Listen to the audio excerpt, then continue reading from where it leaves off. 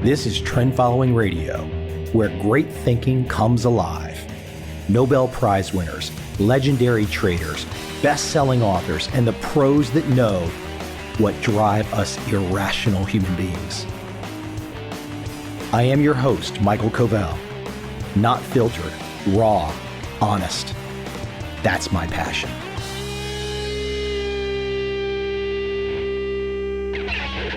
I have an exercise insight to share today.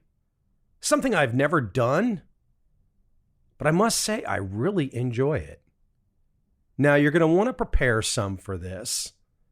You definitely don't want to go out and do this cold turkey, no prep. You might just blow something out. And I highly recommend the Instagram account of a guy called Knees Over Toes. He's been on Joe Rogan. Great insights. So what am I talking about? Jumping. Box jumping. Plyometric box jumping. I'm telling you what. No other exercise have I ever done for legs. The next day you feel calves, quads, hamstrings, and glutes from plyometric box jumping. Now, maybe you only start off with a couple inches. Maybe you get up to a couple feet. That's not the point. The point is to start because it feels amazing. I absolutely love the feeling from jumping.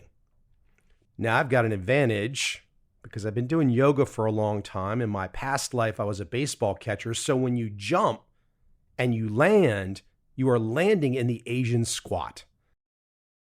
You can actually see an example of me pulling this little trick off on my Instagram page. And I'm actually jumping higher now than the video that I posted. But I just want to share. It's a great workout. It's a great feeling of power. A feeling of like, wow, okay, this makes me feel alive. I thought that was a great lead in as we enter September 2022. Because I got to tell you, there's going to be some people that might be jumping off the bridge if the markets don't go exactly according to plan. According to plan would be, I don't have to think. I just buy and hold. And you get the drill. If there's ever been a time for something like trend following to be in your toolkit, the time is now. The time to prepare for uncertainty, the time to prepare for who the hell knows what to hit your market positions. If you don't have a trend following plan, my God, at least understand it. At least allocate some of your capital to a trend following manager. Don't just sit there and trust the Fed to come in every night when you're sleeping and give you a little bit of a kiss. Hopefully they won't give a little bit of tongue. But that feeling of laying there in bed at night and trusting that Mr. Government is out there looking after you, looking to take care of you, looking to make sure you're all right. You have no personal responsibility, but Mr. Government, he will fix it for you. He will take care for you. You know the types. They exist, sadly. Now, as I reach into my best of today, I want to bring forward from my past. He's appeared on my podcast several times. Trader Alexander Elder, a man who definitely has a trend following perspective among many perspectives. But I got to tell you, what a story. The way that he leaves his former country, the way that he starts afresh. This is a guy who's not surprised by anything. He's lived it. So take some words of wisdom from Alexander Elder, and I need to get him on this podcast again, of course, but take those words of wisdom and apply it to your own life. And you can see now, when you listen to Alexander, why I started this episode with jumping. Jumping is important. You got to be able to jump. If you can't jump, one day that 2x4, so to speak, might just hit you in the head because you did not jump. Without any further delay, And as we approach the fun fall of 2022, let me reach back into my past and please enjoy this episode with Alexander Elder.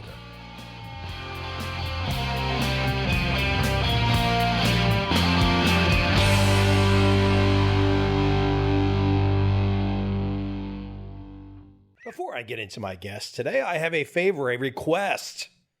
If you enjoy this podcast, let me know. 2 ways you can let me know.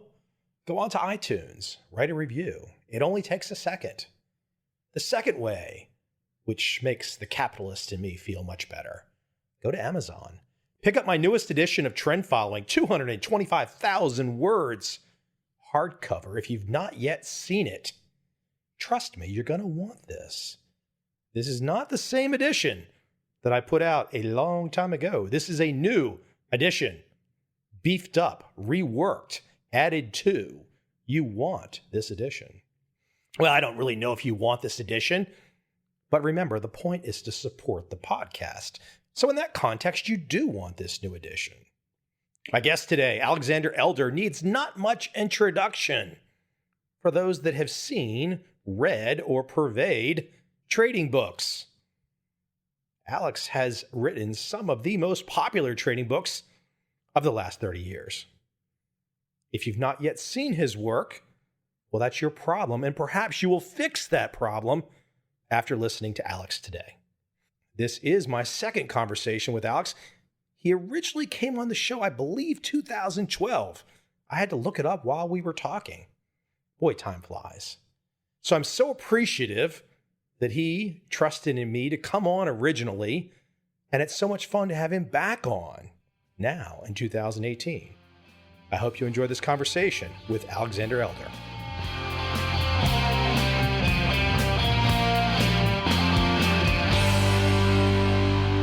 I'd be amiss, Alex, if I did not start with something that seems to be your passion right now, because literally the scheduling of our interview, this second call we're having today, has been held up by skiing. So a major passion of yours. And what I would love for you to explain, to talk about how long you've been skiing for sure. And we're going to go into trading, but talk about how long you've been skiing and what it is about it for you. Like, what does it really do for you at a root level? I began as a very young child. I began cross-country skiing. We had a lot of snow where I grew up in Estonia. Sometimes I had to ski to school, but it was very flat there. And I really didn't begin downhill skiing until I came to the United States when I was in my 20s. And soon after that, I started having children, and skis went out the window. And then when kids grew up, became teenagers, I started taking them skiing. My own skiing returned, and now I just love to ski. I live in Vermont. I live 12 minutes away from the ski lift. So after this interview, I'm going to get dressed and go. It's a beautiful sunny day, and ski season is still on. 2 weeks ago, I was skiing in Austria with several friends. What it does for me, it's a wonderful way to connect with nature. It's physical. It's challenging. It's sort of like trading, where you should become better, a little better every time, every week, every year. I got this app that measures the speed with which I ski and the distance I covered. I keep an eye on that thing, always trying to become better, but also just a wonderful way to be out, to breathe fresh air. I would say about a third of the time I ski alone, and 2/3 either with my friends or with my wife. So there's also a company feel to it. It's a great sport. Has it become your meditation? And the reason I ask that is that in the last 4 or 5 years, I've really become quite addicted to yoga. And it's for the feeling that it gives me, the physical feeling after, I don't know if it's the cortisol changes, whatever, the stress reduction. Do you find something similar with skiing? Not at all. Not at all. Because I find that when I ski, I have to completely concentrate on skiing and nothing else. I haven't taken any bad falls this season, because in the beginning of the season, I realized that every time I tumbled before, it was because the slope seemed easy or medium, and my thoughts went into something else. I drifted out. I have to be totally, absolutely 100.0% concentrated on the snow, on the position of my skis, and what's ahead of me. So it's not a zone out experience. It's a complete focus on what's on the current moment. Let me clarify that, because I just took a yoga class last week and I told this teacher after, I said, what I really love about your class is that it's very physical. I said, I have to fixate, and really think about what you're asking us to do. And you hold these positions for a very long time. I'm just somewhat seeing a corollary here, or a correlation, because when you're in that moment and you have to only concentrate on skiing, there's a nice part of that where you get to turn your brain off, though. Oh, absolutely, Michael, you're absolutely right.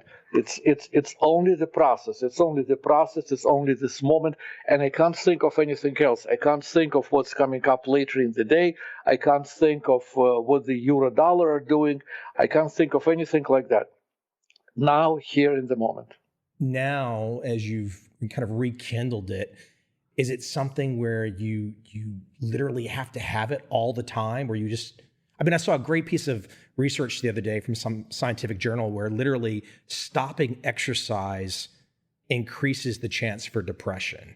I have my exercises for summer. I just bought myself a pedal board. It's like a surfboard, but it has a cut in the middle, and you drop pedals into it and go. I live between two lakes. I also have a tractor, and I love working on the property. I have two chainsaws, so I go around and I take down dead trees and I cut them up and hold them to the burn pile. Go to fire department, get a permit, fire up the whole thing. Summers in Vermont are very sweet. I was talking with my friends about going skiing in Norway in July or August. Apparently, they have the ski resort. I just learned about it, which is completely snowed in all year, and people only ski July and August. I love skiing, but there are many other good things as well. I'm sure some people always want to get to the chase, and they don't know why I might ask someone like yourself about your passion. But to me, these things are all related. It's the 6 inches between the ears. Knowing how somebody kind of relaxes or how somebody gets through their passion, I think it's just so interesting. Here's my big picture question, though, the trading psychology type question to start with. And I'll probably even go back farther in your life for those that are not familiar with your backstory.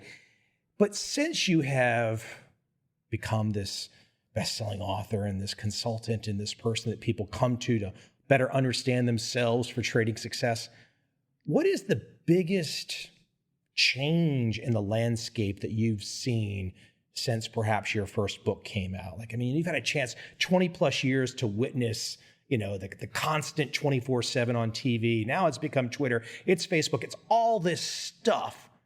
What's changed about human nature? Anything? The human nature, I don't think, has changed very much. The one change worldwide, and I don't think it impacts trading all that much. I think the world has become much less violent in recent, let's say, in the last half century. We don't think about it because we hear all this horrible news all the time. But if you think about it, during World War I, there were days when 50,000 people would get killed in a single day, and it was sort of, that's how the cookie crumbles. You read about this military adventures now in Iraq and Afghanistan. 3,000 people die, and in the course of the entire war, and everybody is very concerned about it. So the value of human life, I think, has become higher.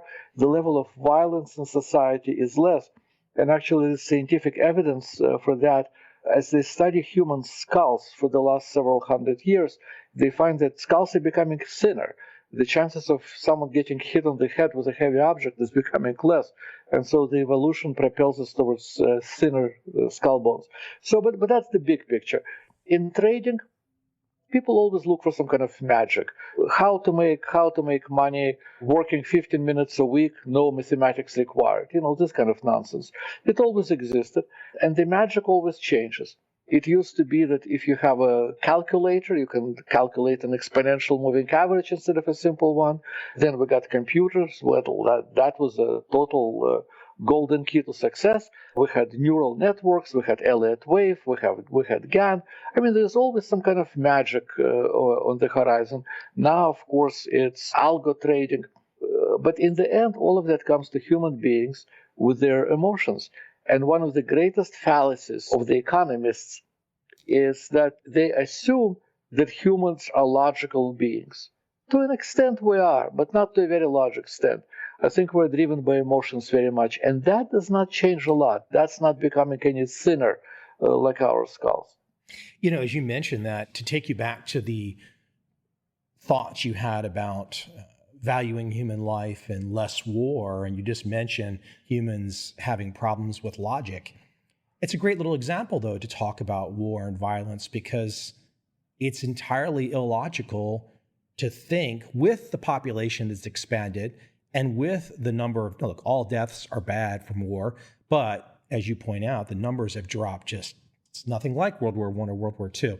But we still create these monsters in our mind that are very real for people. I mean, is it very real that some people wake up each day and really think they are at risk for terror, right? For example, for a terrorist assault or something like that.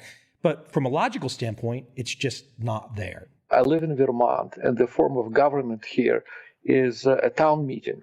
Once a year, the entire town is welcome to the local school auditorium, and we have a meeting. We discuss the budget, we discuss any topic. So 2 years ago, the local police chief wanted to push through to have a full-time policeman stationed at a local school, which would have cost us money. And there was a discussion of that. And I stood up at that discussion and I said, the risk of being hit by lightning in this country is much higher, substantially higher, than the risk of being hurt in a school shooting.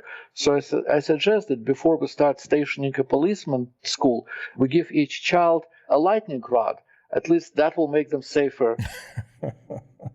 Making friends in Vermont with the folks that are scared, throwing some logic at them, huh, Alex? Yeah.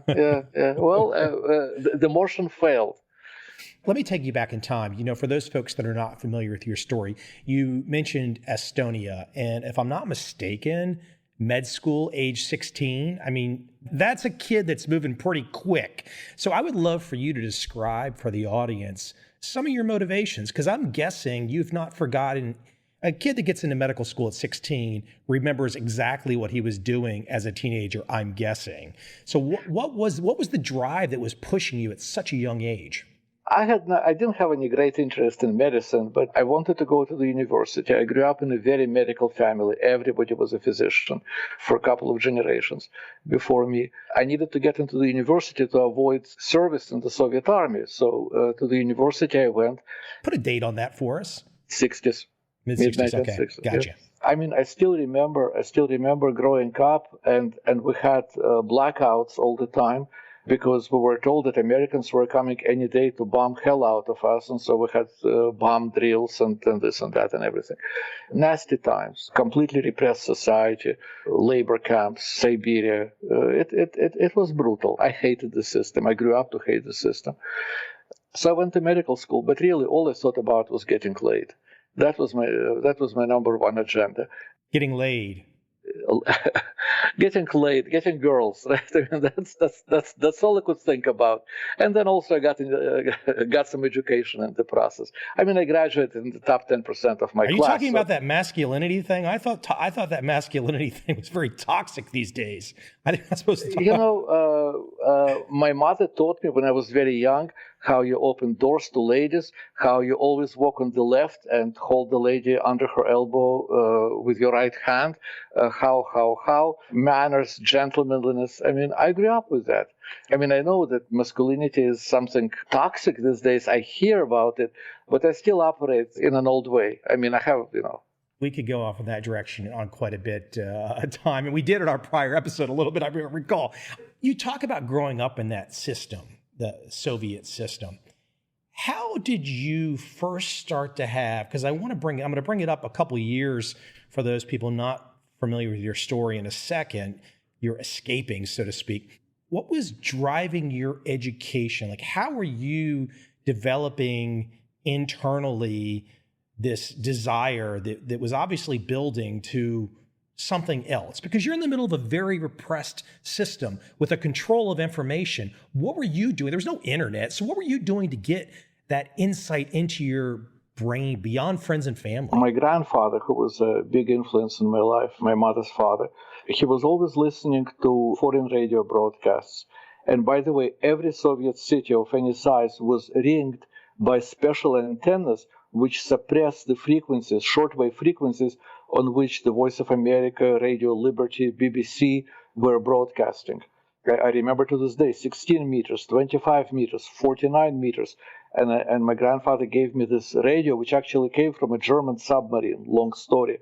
And I would sit in front of that radio and twirl the dial, trying to see who, and there was this wow, wow, wow noise from the suppression towers. And I was trying to get those news from, can I get a little BBC today, or maybe Voice of America is coming through, depending on weather conditions. So I was listening to that. I also had a friend a much senior friend in the university, this man by the name of Garrick Superfin. When Alexander Solzhenitsyn was writing the Gulag Archipelago, Garrick was his archive researcher. And after Solzhenitsyn was exiled from the Soviet Union, Garrick was sent to prison for many years. And he was completely fearless. He would just speak his mind. And so I always sort of hanged around and listened. I mean, there was a sense that the system was completely false. The system was completely inhumane. The system was wrong. I got a sense of that. And, it's a funny thing is I realized fairly early on that I have this nose for quality. I know what's good. And it's not that I worked in it. I have it. It works in trading. It works in human relations. And it works also in politics. I really have a sense for that. And even if the good is suppressed, I can see it. I love the way you say that, a sense, an intuition for quality. I like to think that I have that too. I'm a big believer when you start to have these debates about nurture and nature. And I've had Anders Ericsson on this show, who's done so much research in deliberate practice. But I don't know. Even if I look at family members and stuff, I don't know that sometimes they have the same eye. So it's an interesting way you just say that, that eye for quality. And you're not just talking materialistic, you're talking about people and philosophies, everything. Let me jump you up a little bit in time, because I find this fascinating. We've talked about it before, but you get your medical degree, you're a doctor, in your early 20s, you make a break for it. Why don't you describe that? Because it's one of those things where, most people today are going to hear this story and they're going to be like, they don't have any frame of reference for how much intestinal fortitude it took to do that. I grew up in the Soviet Union. The borders were absolutely locked. The borders were locked. There was a tremendous military force guarding borders. Example, I grew up in Estonia. I love swimming. And I got into snorkeling. Well, the law was, if you went swimming, you could, you need a mask, a snorkel, and fins, right? You were not allowed to have all three. You could have two, but not three. Why? Because Finland was 90 kilometers away. What if you swim to Finland? And that was the law. So if they caught you with all three, they would confiscate it and they would arrest you. I felt like an animal in the cage. I wanted to get out. So I got a job as a ship's doctor. And when the ship was in Africa, I jumped ship and I ran away. I literally ran. Okay, hold on. What kind of ship are we talking that you jumped ship from exactly? Was it into the water, or were you guys docked, or what? We were docked in Africa, in Abidjan, Ivory Coast. But the thing is that the Soviet Union was a completely isolated system, not only politically, but also economically. I was the fifth best paid person on the ship, and I was getting $10 a month, plus some Russian money. It was cheaper for the Soviet government to put a doctor on a ship, a merchant ship, which only had maybe 80% crew. It was cheaper to put a doctor on a ship than to take somebody to a harbor doctor if somebody got sick.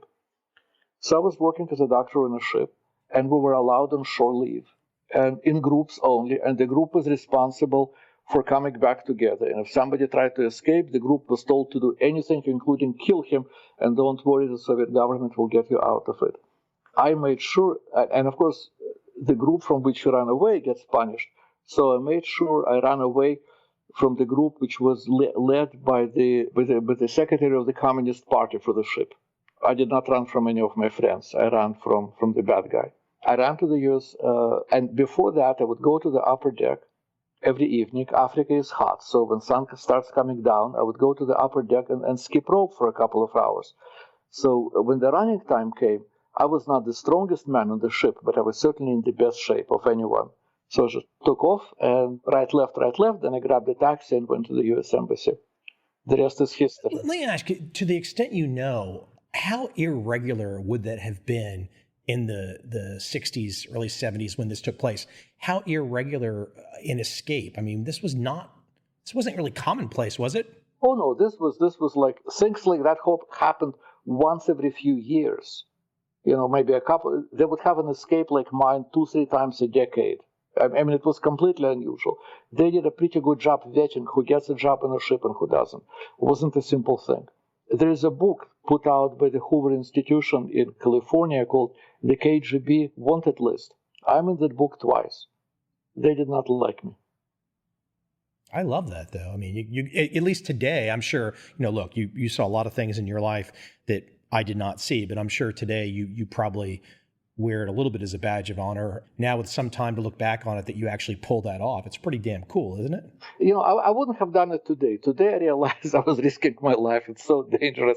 As I get older, I value life a lot more. But back then I was living forever, and I took a wild chance, and it worked out very well for me. It was a kid stuff. Let me press you, though. You say you took a wild chance, though, but it sure sounds like in your description, it's pretty calculated. The reason I'm even going down this path is because I think the way that you think is the useful takeaway from our conversation. When people finish listening to an hour with Alexander Elder, it's the takeaway of how you think. It's not like, okay, yes, Alex can tell you exactly, here are some trading strategies. Here is the trading psychology.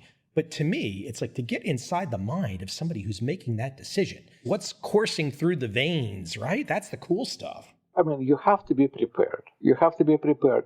We're having this conversation fairly early in the morning before the market is open. Well, I've been up for the last hour, and what am I doing? My morning homework, studying, researching, planning, scheming, what I will do and what I will not do today. And that's what I did. That's what I did back then in Africa. I mean, running from that ship with my crewmates in hot pursuit. I mean, that's like putting on a trade. The trade is on. But the work was done way before that. Way before that. I think about it like, working on ourselves is the best way to work on anything, whether that's trading or entrepreneurship, starting a business, whatever. It's the interior work is where it starts. And when you talk about let's kind of move into the teaching of this, because I mean, we're giving the teaching by example, by your example right now, but you have to, and you've done this for decades now, to take people that perhaps don't have these experiences, these life or death experiences that you faced. They did not necessarily have that chance to get those adrenaline rushes and really kind of, have a wake up call, so to speak. A lot of people today, I think it's a fair assessment to say, and you talked about the lack of violence. I think people have gotten a little soft.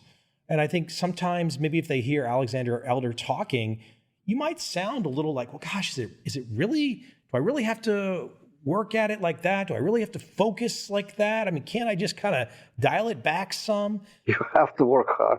You have to work hard. And you have to be you have to find a place where you're emotionally stable, when you're emotionally not shaken by the market, where you are making decisions and not just jumping like a Pavlov's dog in response to the market ringing a bell. For example, just yesterday, the Dow opened down 500 points and challenged recent important lows, and then it ended up 200 points higher. This is precisely the kind of market where people who are not strong, people who are not skilled, people who are not prepared will sell at the bottom, and then of course they will wait, and they will wait for signals and more signals and more signals. Finally, all signals are good. Now they are buying. Well, by that time, I may be selling short already, because the best buy signals occur at the market top. That's where everything is perfect, and everybody knows that this is a bullish market. Well, what everybody knows is not worth knowing. As you mentioned that down-up volatility on the Dow yesterday, speak to all of those millions of people across the planet that watched that. So there's people watching every minute of that.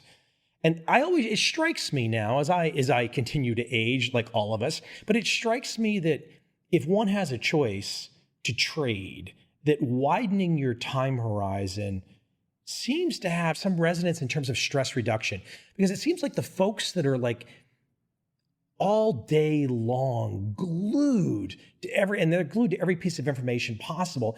It seems like a really difficult quality of life in the long term. I think it's also extremely counterproductive for trading. If someone is glued to the screen all day long, they inevitably can start following the market instead of looking at it from a distance, instead of looking at it in an objective way. Look, here's the concept that I keep repeating to anybody who would listen.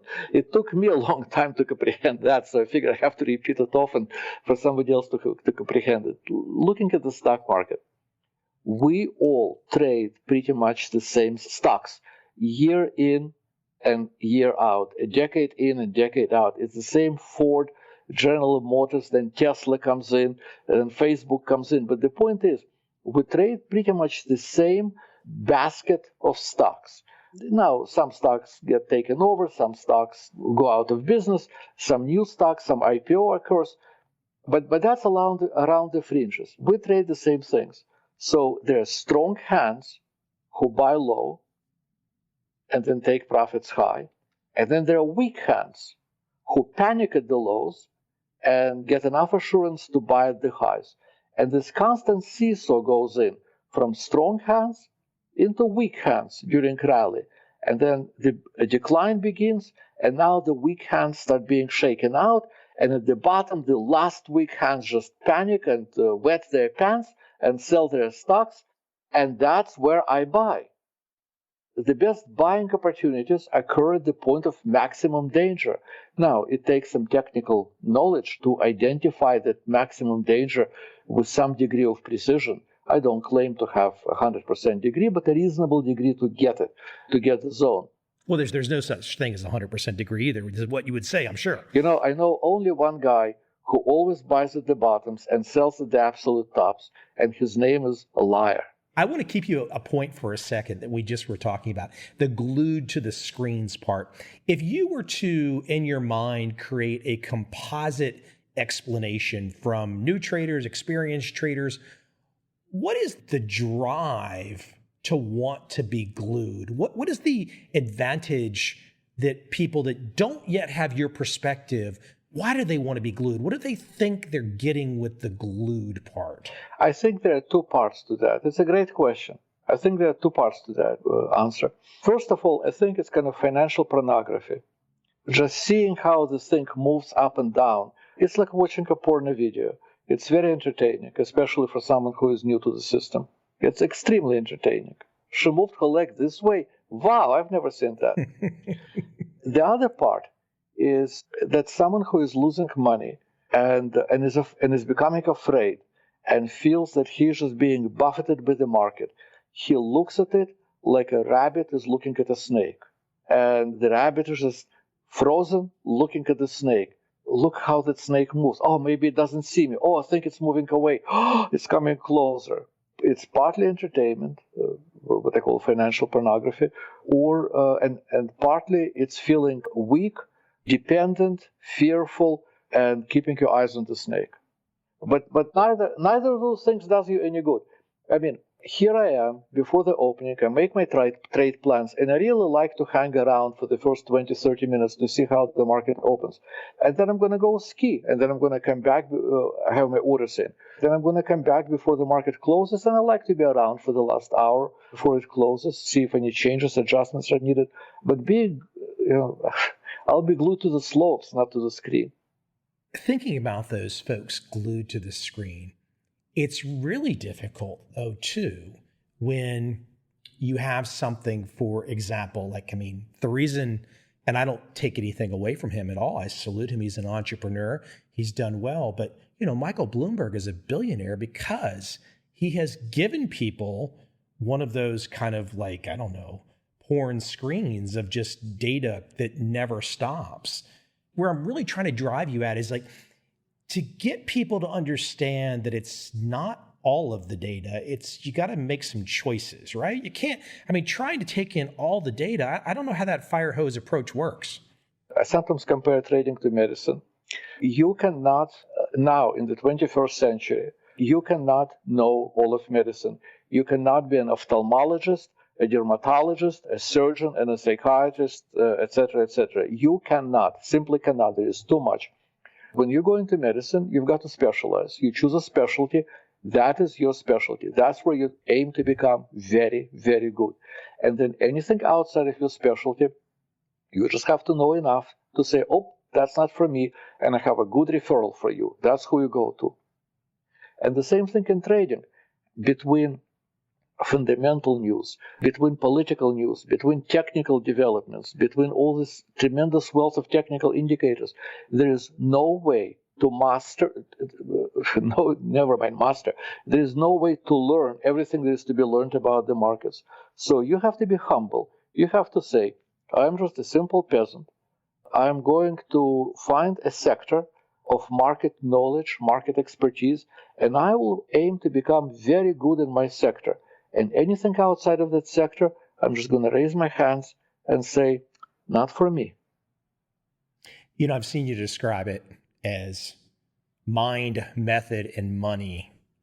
Why don't you apply some weights there for the audience? Like, you know, where do you weight things? I mean, from my perspective, I would say that the vast majority of market players that are first getting started really put like almost all of the weight on method.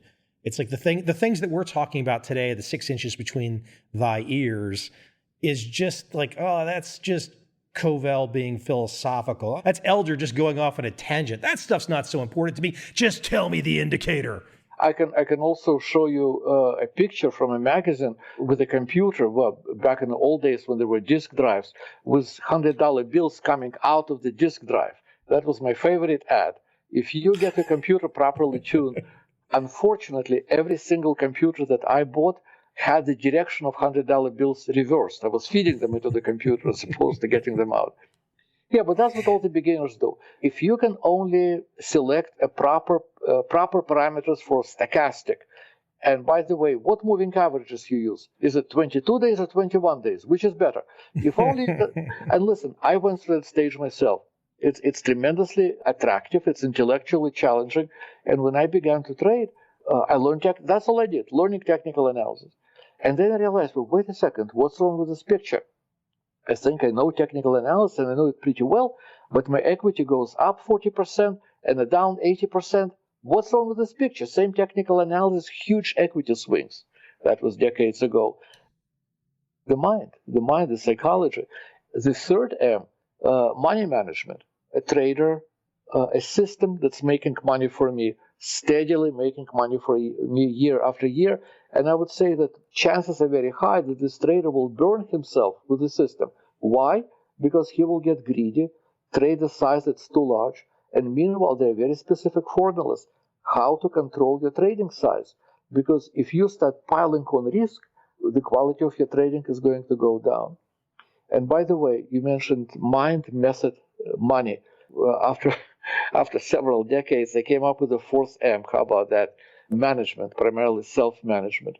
And what I think is absolutely essential is keeping records. I sometimes say, show me a trader with good records, and I'll show you a good trader.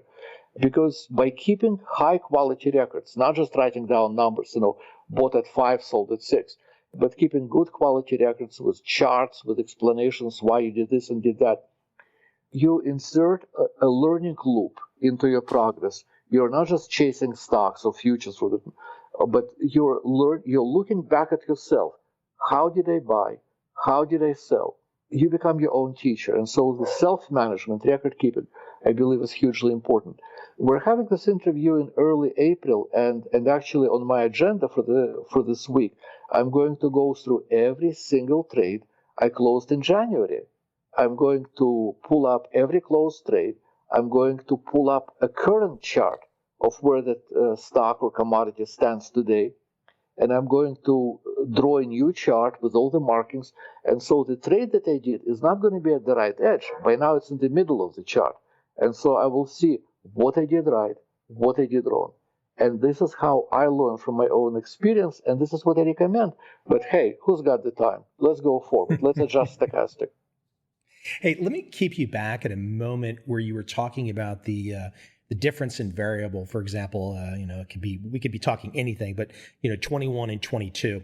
And I had some questions the other day from somebody, and they were asking about ATR length, and they were asking about using an exponential or a simple moving average for the ATR. I'm always struck, and I want to hear your explanation for people to get them to think about the concept of robustness.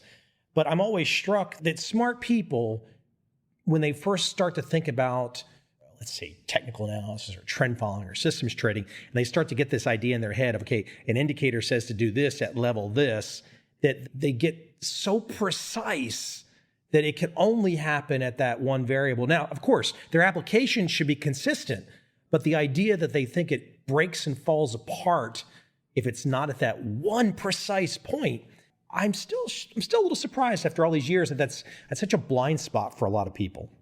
I absolutely agree with you. And actually, you used the term that I was going to say, robustness. Good systems are robust. Good methods are robust. Whether your moving average is 10, 11, 12, 13, it should give pretty much the same results. And if 11 works and 12 doesn't, well, you're using a wrong method. Toss it out the window, look for a new one. Good approaches are robust, and they allow for some, it's like driving a car. You can drive a Mercedes-Benz, or you can drive some 15-year-old Buick, or you can get behind the wheel of a Ferrari. As long as you know how to drive, you will drive them all about the same good. Why? Because of your personal skill. And this idea that if you only create a perfect system, the market will open up and start raining money on you. It's a delusion. It comes from weakness. It comes from thinking that you're not strong enough. Not you, but the client is not strong enough to make decisions. Well, I'm going to build a system that will make decisions for me. If this thing really worked, if this approach really worked, then the guy with the biggest computer would have owned the exchange by now. And it hasn't happened, because ultimately it's the human being who makes the decision.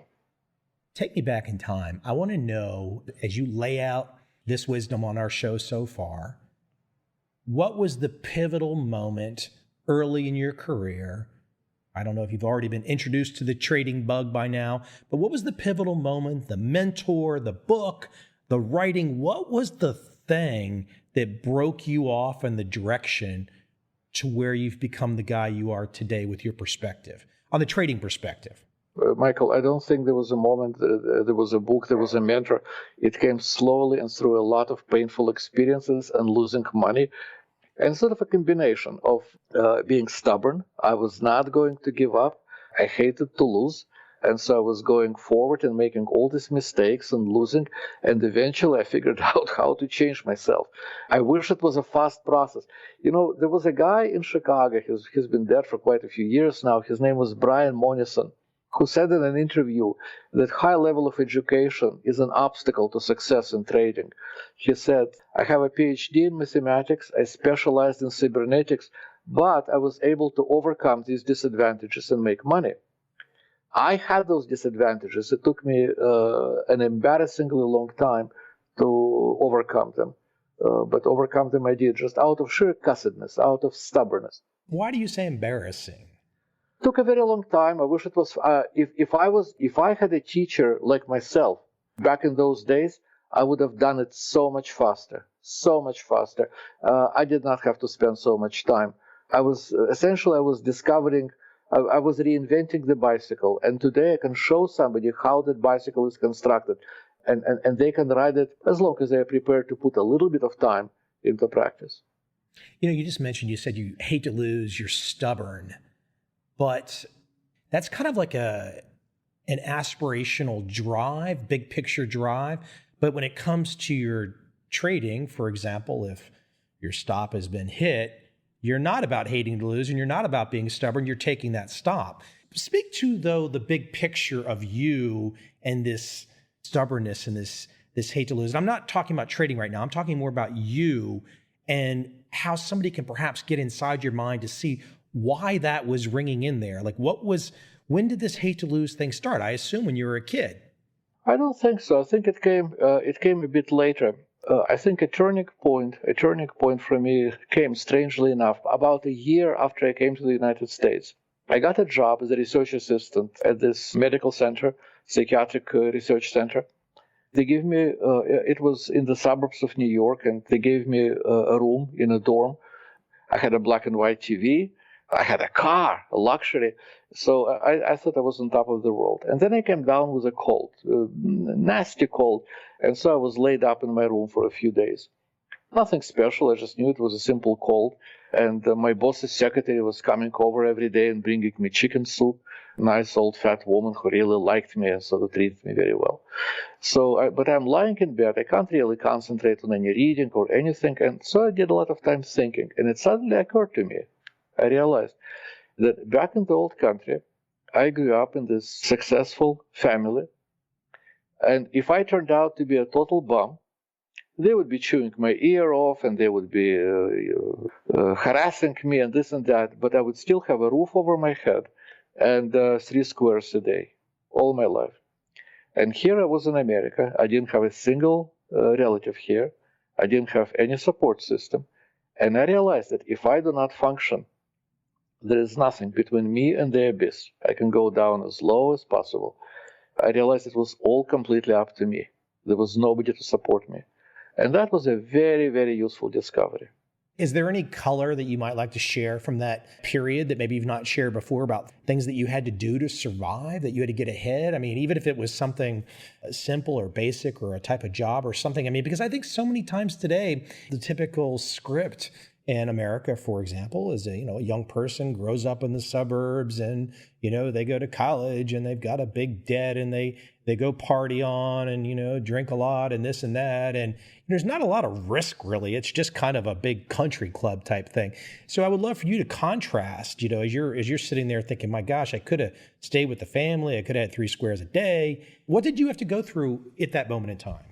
I never thought I could stay with the family. I had enough of that family. I wanted to get away from the family. So I never thought. I mean, I think the decision to jump ship was the single best decision in my life. Literally, you're talking about the literally jumping ship. Well, figuratively, because I was on a shore leave with a group in Africa. Right. Yeah, so that was the best decision, and it was planned and it was executed. But that time when you were in that dorm area, like what was and how long was this process going on? Because this is something most people are not really having to do today, this kind of struggle. It was a few days. It was a few days when I was running a fever. I could not really concentrate on studying or reading or doing anything, and I was like lying in bed and thinking about where I was and where I would be. And I realized that if I do not function, if I do not do things for myself, there is absolutely nobody who will do things for me. And if I decide to take it easy, I can go down as deep as possible, and nobody will stop me. There was a great realization that it was me.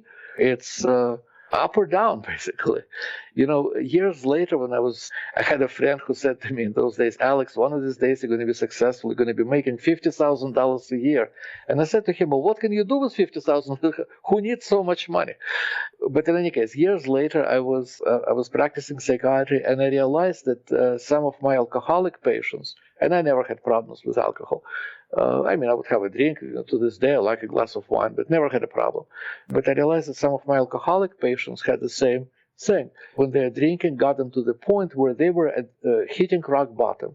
Do I become a bum or do I turn my life around? And that's actually one of the themes in my first book that I wrote, Trading for a Living. It has a chapter, Lessons from AA, Lessons from Alcoholics Anonymous. You hit a rock bottom, you take a bunch of stupid trades, you take a bunch of impulsive trades, you destroy your account, and now you decide, you walk away from it forever, or you push away from rock bottom and start paddling up. I paddled up. As you describe that, I'm thinking to myself, okay, bum or turn thy life around. This is always a personal choice, isn't it? I mean, it's always a personal choice. I mean, I'm thinking you just mentioned some alcoholic patients.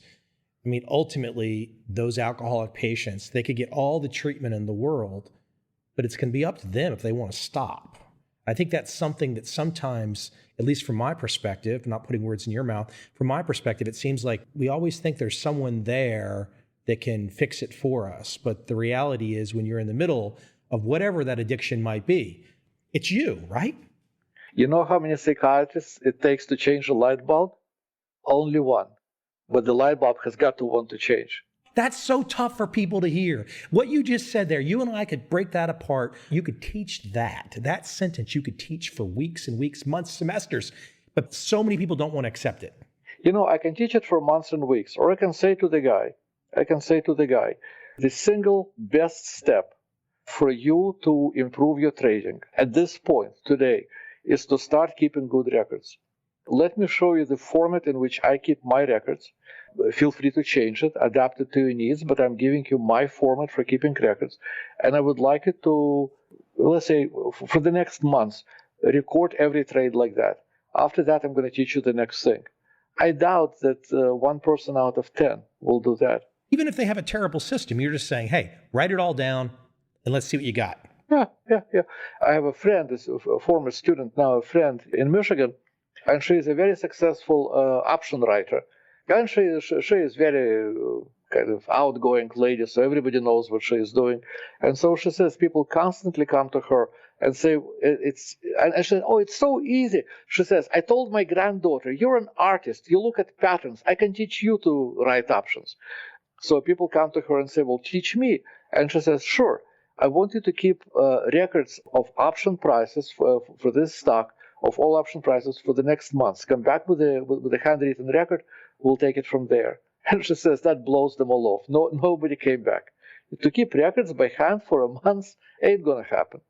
You have to have this toughness. You have to have this thing that I will work. I will change myself. And if somebody can do that, I can teach them. If they don't have that, well, that was like the perfect like ending. Well, and then there's the death silence. So basically what Alex just said is that when that pause for 5 seconds, you just died in your trading world or something. And most people, it's wonderful for people to lose money trading because when I trade, where my profits are going to come from? They're going to come from people who are impulsive, undisciplined, and ignorant, right? I'm not going to get any profits out of you. I'm going to get profits out of somebody who stumbles into the market and doesn't know anything about risk management, knows a few things about stochastic and moving average, and now he is out to beat me at the trading game. We need people like that. We need people like that to support the markets. I can't keep you because I know you want to get on the slopes, but you just said something that struck me where you passed judgment. You passed judgment. You talked about people that were impulsive and ignorant. Now, you didn't say it in a cocky way. You didn't say it that you're all that. But I was thinking about one of my very first questions in this conversation, what's changed? I think I might argue that one of the things that's changed is that for that person, Alexander Elder, when he says, hey, you are acting impulsively, that is ignorant. That is becomes something in society today for that person, you, that has that experience to offer that view. I think more people feel their egos are bruised today than perhaps past years to hear that kind of stark advice. Back when I was busy practicing psychiatry, a fairly typical sort of beginning of a case, a patient comes in. We sit in the armchairs opposite each other, and the patient says, the boss is an animal, the wife doesn't care, the kids talk to him only when they need money, and life is generally miserable. And I sit there listening, taking it all in, occasionally asking a little question, and the patient kind of slightly begins to relax. The patient, for the first time in a long time, somebody is listening to him. So we make the next appointment. He's coming for the second session, and this initial evaluation, usually 2 sessions. He comes to the second session, and by now he feels more comfortable with me. He knows that somebody is listening, paying attention, serious. So he tells me more about the animal of a boss and the wife who doesn't care, And then there is a pause. And I say, a man walks down the street and a dog bites him. Oh, the patient now is nodding to me in compassion. He knows exactly what I mean and how it feels. The question I have, I say, There were 50 other men on the street. What signal did he give to the dog that he was okay to bite? And now the hook is in. Now we can talk. I like that. That's why you have done in your career what you've done, to pass along that great piece of insight, to cause everybody to pause and go, I start to understand what it might be like just a little bit to be a psychiatrist. Hey, where can we send people, Alex? I know you're going to hit the slopes, but I want to send people to the website. Obviously, the classic book they should check out, Trading for a Living. There's new editions. There's other books. There's a ton of stuff. Go to Amazon. Where's the website where we can send people? Michael, first of all, a correction. There is a book, The New Trading for a Living. It was updated. The original book got updated 22 years later. So The New Trading for a Living is the latest. And I consider it my most important book. When the publisher finally prevailed on me to create that book, I budgeted 3 months of work for an update. Well, it took 18 months, and I almost completely rewrote the book. So it's The New Trading for a Living. And my website is very simple, eldred.com, my last name.com. I got into the internet when short names were still available. Hey, I have Covel.com. So I think that's the same number, letters. Yeah, there we go. Alex, go have fun on the slopes. Thank you very much.